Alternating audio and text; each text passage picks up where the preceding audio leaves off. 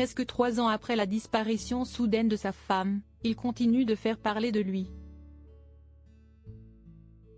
Toujours incarcéré, Cédric Jubilard a fait l'objet d'un reportage, ces derniers jours, de nos confrères de RMC Story. Et l'on y découvrait les témoignages accablants de celles qui ont partagé sa vie après le drame et qui l'ont connu sous un jour inattendu. Alors que le procès se profile pour Cédric Jubilard, accusé du meurtre de sa femme Delphine en décembre 2020, certains témoignages pourraient être dévastateurs pour lui. Dévoilé par RMC Story le 7 novembre dernier, les récits des femmes qui l'ont fréquenté après la disparition de son épouse ne le présentent pas sous son meilleur jour. Loin de là. Et notamment l'une d'entre elles, surnommée Sandra dans l'émission, et qu'il aurait rencontrée via les réseaux sociaux à la suite de la médiatisation de son histoire, avant de démarrer une romance virtuelle avec lui. La jeune femme, remontée, ne l'épargne pas en effet et livre des détails glaçants. Il avait des femmes en ligne tous les soirs et il rigolait avec elles, a-t-elle affirmé auprès de nos confrères. Il les appelait. Et il se vantait que pour lui, c'était un peu comme ses prétendantes. C'était son harem, a-t-elle accusé. Avant de rappeler la façon dont il parlait de sa vie avec Delphine Jubilard, dont il était séparé depuis quelques mois avant sa disparition inexpliquée.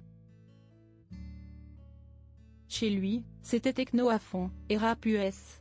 Il recevait des potes, prenait l'apéro. Il vivait sa meilleure vie. Il disait qu'il s'était senti bridé par une femme pendant des années. Et il ne voulait pas que ça recommence, explique-t-elle. Pour rappel, l'infirmière s'était volatilisée en pleine nuit.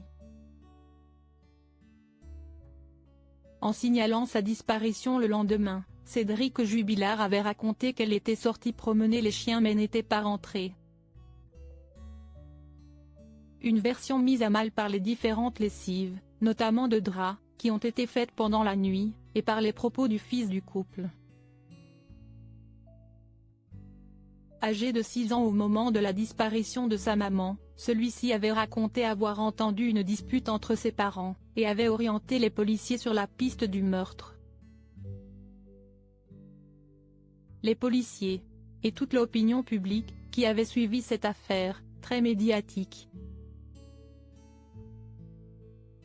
Mais pas question pour Cédric Jubilard de céder à la pression des centaines d'internautes persuadés qu'il est coupable de ce meurtre qu'il a toujours nié.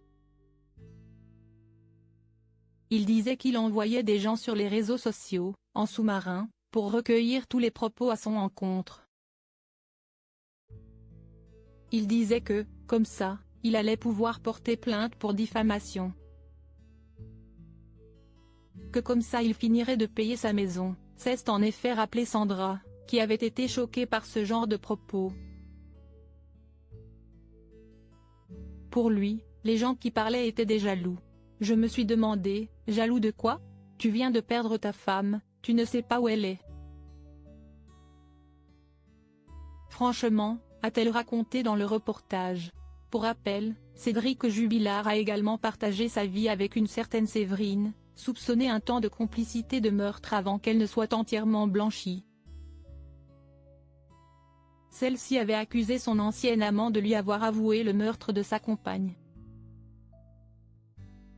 Pour le moment, alors que l'enquête vient seulement de se terminer, Cédric Jubilard est en attente du procès et présumé innocent.